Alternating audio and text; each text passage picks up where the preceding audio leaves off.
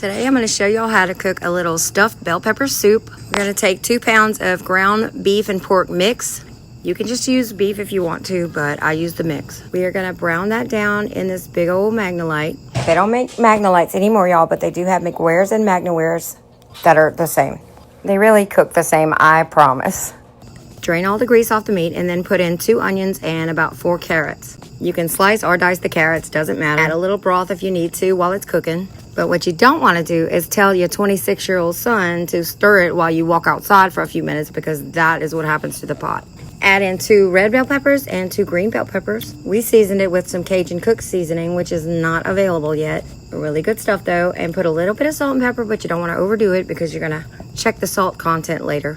A couple tablespoons of Worcestershire sauce, and then maybe a couple tablespoons of garlic, and you're going to cook that down for about 20 minutes or so, just until everything is tender, especially the carrots. I want to add in a can of diced tomatoes and a can of tomato sauce, and then I cook it for about another 20 minutes because you want to get that raw tomato flavor out of it. And then after the 20 minutes, you can start adding your beef broth. For this recipe, you're going to need 3 quarts of beef broth.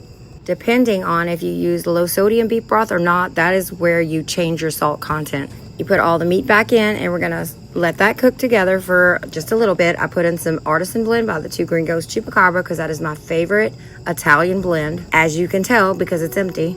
I keep my supreme rice in this little container, but we're gonna need 1 cup of uncooked rice. Once your soup is boiling like that, you're gonna put the rice right down into the soup. You're gonna give it 1 good stir, and we're gonna cover it and turn the heat all the way down to low and let it sit for 20 minutes. Set a timer.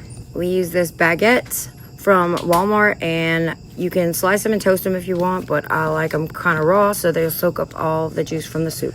Once the 20 minutes is over, you're gonna put in about a cup of half and half, give it a stir, and cook it another 5 to 10 minutes.